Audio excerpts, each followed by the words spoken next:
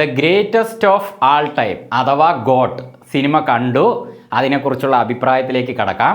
Direction, story, dialogue Venkat പ്രഭു, cinematography Siddhartha, music Yuvan Shankar രാജ, അതുപോലെ ഇതിൻ്റെ producers Kalpathi S അഘോരം, Archana, Ganesh and Suresh. പിന്നെ ഇതിൻ്റെ സ്റ്റൺസ് ദിലീപ് സുബ്രയ്യൻ. പിന്നെ ഇതിൽ അഭിനയിച്ചിരിക്കുന്നവർ ദളപതി വിജയ്, പ്രഭുദേവ, പ്രശാന്ത്, അജ്മൽ അമീർ, ജയറാം, മോഹൻ, യോഗി ബാബു, വൈജി മഹേന്ദ്ര, ത്രിഷ, മീനാക്ഷി ചൗധരി, പിന്നെ സ്നേഹ, അതുപോലെ കുറച്ച് ക്യാരക്ടറുകളും. ഈ ഫിലിം ഒരുപാട് സസ്പെൻസുകളുടെ ഒരു പുസ്തകമാണ്. വെങ്കട് പ്രഭു ഇതിൻ്റെ ഡയറക്ടർ ആൻഡ് ഡയലോഗ് സ്റ്റോറി എഴുതിയ വെങ്കട് പ്രഭു ഈ സിനിമയെ നല്ല രീതിയിൽ മേക്ക് ചെയ്തിട്ടുണ്ട് കേട്ടോ. ഈ സിനിമയിലെ ഏറ്റവും ഹൈലൈറ്റ് ആയിട്ടുള്ള ക്യാരക്ടർ എന്ന് പറയുന്നത് ഡി ഏജിങ്ങിലൂടെ കൊണ്ടുവന്നിരിക്കുന്ന ശിവ എന്ന വിജയുടെ ക്യാരക്ടറാണ്. നമ്മളിതിൻ്റെ ട്രെയിലറൊക്കെ ഇറങ്ങിയ സമയത്ത് ഡി ഏജിങ്ങിലൂടെ കൊണ്ടുവന്നിരിക്കുന്ന ആ വിജയുടെ രൂപം കണ്ടിട്ട് ഇതാകെ ഒരു സുഖമില്ല എന്നൊക്കെ മൊത്തത്തിലൊരു വിമർശനം വന്നല്ലോ. ആ വിമർശനം വന്നത് നന്നായി. കാരണം ആ വിമർശനത്തിന് ശേഷം ആ ഒരു മേക്ക് ചെയ്തിരിക്കുന്ന ക്യാരക്ടറിനെ ഇവരൊന്നുകൂടി ഡി ഏജിങ്ങിലൂടെ ക്ലിയർ ആക്കി ശരിക്ക് വിജയിനെ പോലെ തന്നെ ആക്കി എടുത്തിട്ടുണ്ട്. ഈ സിനിമയുടെ ഏറ്റവും പ്രധാനപ്പെട്ട ആ ഒരു ക്യാരക്ടർ എന്ന് പറയുന്നത് ഡി ഏജിങ്ങിലൂടെ വന്നിരിക്കുന്ന ആ ശിവ എന്ന ക്യാരക്ടറാണ്. ഈ ശിവയാണ് ഈ സിനിമയെ അങ്ങനെ കൊണ്ടുപോകുന്നത്. ഈ സിനിമയിൽ ഈ ശിവ എന്ന ക്യാരക്ടർ ഒരു കാൽഭാഗമൊക്കെ കഴിഞ്ഞിട്ട്, കാൽഭാഗമല്ല കുറച്ചുകൂടി കഴിഞ്ഞിട്ടാണ് എൻ്റർ ആവുന്നതെങ്കിലും അവിടുന്ന് അങ്ങോട്ട് ശിവയുടെ അഴിഞ്ഞ ആട്ടമാണ് ഈ സിനിമ. അവസാനം വരെയും പുള്ളിയുണ്ട്. അത് നന്നായിട്ട് ശിവ എന്ന ക്യാരക്ടറിലൂടെ വെങ്കട് പ്രഭു നമ്മുടെ മുമ്പിലേക്ക് അവതരിപ്പിച്ചിട്ടുണ്ട്. ഒരിക്കലും തന്നെ അതൊരു മേക്ക് ചെയ്ത ഒരു സംഭവമാണെന്ന് നമുക്ക് മനസ്സിലാക്കാനേ പറ്റുന്നില്ല. ആ രീതിയിൽ തന്നെയാണ് ഈ സിനിമയിൽ അത് മേക്ക് ചെയ്ത് വെച്ചിരിക്കുന്നത്. നല്ല മേക്കിംഗ് ആണ് കേട്ടോ. നമ്മൾ നേരത്തെ വിമർശിച്ച പോലെയൊന്നുമല്ല ആ ഒരു ക്യാരക്ടറിനെ, അത് നല്ല രീതിയിൽ ചെയ്തിട്ടുണ്ട്. പക്ഷേ 18 വയസ്സിൽ ഉള്ള വിജയുടെ ഒരു രൂപം ഇതിൽ കാണിക്കുന്നുണ്ട്. അത് സുഖമില്ല കേട്ടോ. അത് കണ്ണൊക്കെ വലുതായിട്ട് മുഖമൊക്കെ എന്തോ പോലെയായിട്ട് അതൊന്നുകൂടി അവർക്ക് നേരാക്കാമായിരുന്നു. ഇത്രയും ചെയ്തവർക്ക് അത് ചെയ്യാൻ വളരെ സിമ്പിളായിരിക്കും. കാരണം ഈ സിനിമയിൽ ആദ്യമല്ല ഒരു കാഭാഗം മുതൽ അങ്ങോട്ട് മുഴുവനായിട്ടും ഡി ഏജിങ്ങിലൂടെയുള്ള ശിവ ക്യാരക്ടർ ഉണ്ട്. അത് നല്ല രീതിയിൽ അവർ ചെയ്തിട്ടുണ്ടെങ്കിൽ ആ വേഷം കൂടി ഒന്ന് ശരിയാക്കാമായിരുന്നു. ആ ഒരു 18 വയസ്സിലുള്ള ക്യാരക്ടർ കുറച്ച് സമയമേ ഉള്ളൂ എങ്കിലും അതൊന്നുകൂടി നന്നാക്കി ഇട്ടിരുന്നെങ്കിൽ നമുക്ക് കാണാൻ ഈ സിനിമയ്ക്ക് ഒരു കുറവും ആരും പറയില്ലായിരുന്നു. അപ്പോൾ ആ ഒരു ക്യാരക്ടർ അവർ ചെയ്ത് ലേശം ഒന്ന് പാളിപ്പോയിട്ടുണ്ട്. പക്ഷേ എന്നാലും ആ കുറവൊക്കെ ശിവ ക്യാരക്ടറിൽ അവർ നികത്തിയിട്ടുണ്ട്. ഈ സിനിമയ്ക്ക് ഇവർ ചെലവ് ചെയ്തു എന്ന് പറയുന്ന ബഡ്ജറ്റ് ഉണ്ടല്ലോ, എന്തായാലും നല്ല ചെലവ് ചെയ്തിട്ടുണ്ട്. ആ സിനിമ കാണുമ്പോൾ നമുക്ക് മനസ്സിലാവും. ആദ്യം മുതൽ അവസാനം വരെയും വിദേശ രാജ്യങ്ങളിൽ വെച്ച് ചെയ്തിട്ടുണ്ട്. അതേപോലെ ഈ ബോംബ് ബ്ലാസ്റ്റിങ്, അതേപോലെ സ്റ്റേഡിയം, അങ്ങനെ കുറേ സംഭവങ്ങൾ ഈ സിനിമയിലുണ്ട്. അതേപോലെ VFX ഗ്രാഫിക്സ് ഒക്കെ ഒരുപാട് ഈ ഡി ഏജിങ്ങിലൂടെ ഉള്ള ഒരു മേക്കിംഗ് പോലെ തന്നെ VFX ഗ്രാഫിക്സ് ഒക്കെ ഒരുപാട് ഇതിൽ ചെയ്തിട്ടുണ്ട്. അത് നല്ല നമുക്ക് മനസ്സിലാകാത്ത രീതിയിൽ തന്നെ അവരത് നമ്മുടെ മുന്നിൽ കൊണ്ടുവന്നിട്ടുണ്ട്. ഇതിൽ മാസ് BGMകൾ, അതുപോലെ നല്ല സോങ്സ്, പിന്നെ വിജയുടെ ഡാൻസിനെ കുറിച്ച് ഞാൻ പറയേണ്ട ആവശ്യമില്ലല്ലോ.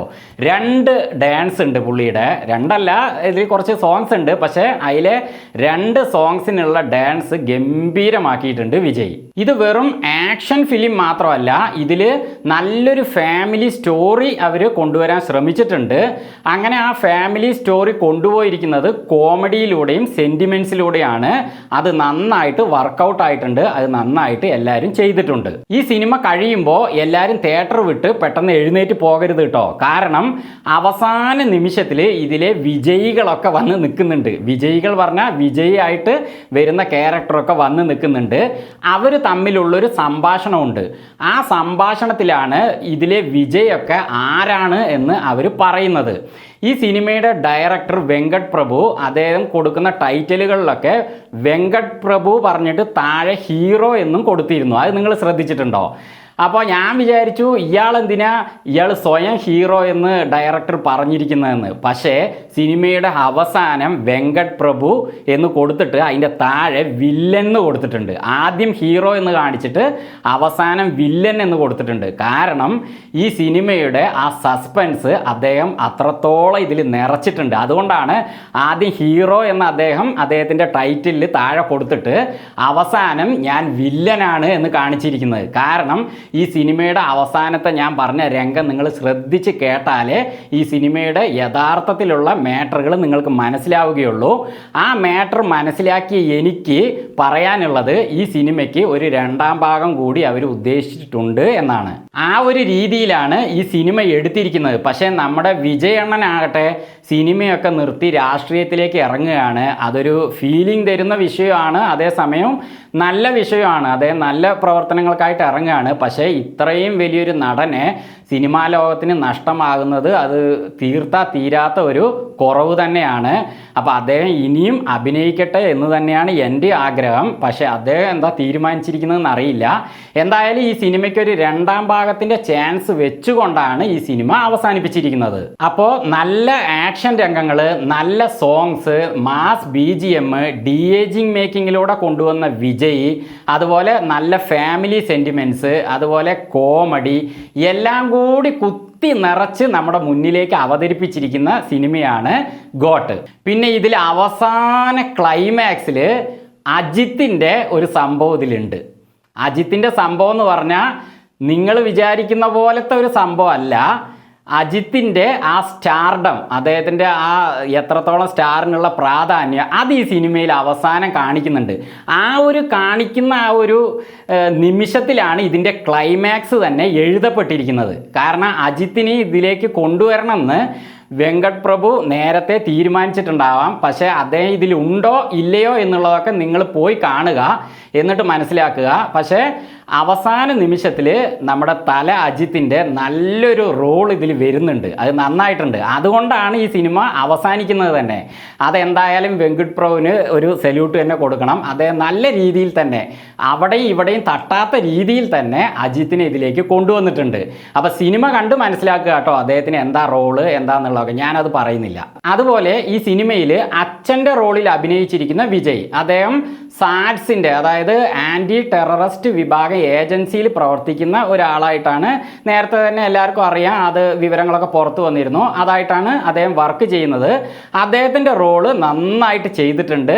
ഞാനിതിൽ ഡി-ഏജിങ്ങിലൂടെ കൊണ്ടുവന്ന വിജയിനെ പ്രത്യേകം പറയാൻ കാരണം അങ്ങേർക്ക് കുറേ ചാൻസുകൾ, സെൻറ്റിമെൻ്റായ ചാൻസുകളൊക്കെ കൊടുത്തിട്ടുണ്ട്. അതുകൊണ്ടാണ് അങ്ങനെ പറഞ്ഞത്. അതിലും ഒട്ടും മോശമൊന്നുമല്ല നമ്മുടെ അച്ഛൻ്റെ ക്യാരക്ടറിൽ വരുന്ന വിജയ്. രണ്ടുപേരും ശരിക്കും അതിൽ മൽപ്പിടിച്ച് പോട്ടിയായിട്ട് തന്നെ വന്നിട്ടുണ്ട്. നന്നായിട്ട് ആ രണ്ട് റോളും അദ്ദേഹം ചെയ്തിട്ടുണ്ട്. എന്തായാലും എനിക്ക് ഈ സിനിമ നന്നായിട്ട് ഇഷ്ടപ്പെട്ടു. എല്ലാം കൊണ്ടും, സാങ്കേതിക വിദ്യ കൊണ്ടും, അതേപോലെ വിജയുടെ ആ ഒരു ഡബിൾ റോളും പിന്നെ വേറെ റോളൊക്കെ ഇതിലുണ്ട്. അത് നിങ്ങൾ പോയി കാണുമ്പോൾ മനസ്സിലാവും.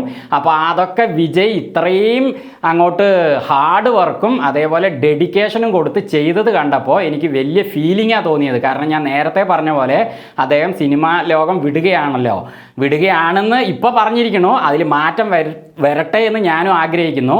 അപ്പോൾ സിനിമയിൽ നിന്ന് പോകാൻ തീരുമാനിച്ച ഒരു ഹൃദയത്തോടെ അല്ല ഇദ്ദേഹം ഈ സിനിമ അഭിനയിച്ചിരിക്കുന്നത്. കാരണം ഈ സിനിമയിൽ ഫുൾ ഡെഡിക്കേഷൻ അദ്ദേഹത്തിൻ്റെ ഉണ്ട്. അപ്പോൾ ഗോട്ട് ഒരു സിംഹമല്ല, സിംഹങ്ങളാണ്. വീണ്ടും മറ്റൊരു വീഡിയോയുമായി ഞങ്ങൾ വരുന്നതുവരെ ഫ്ലേമിംഗ് തിങ്സിൽ നിന്ന് ബൈ.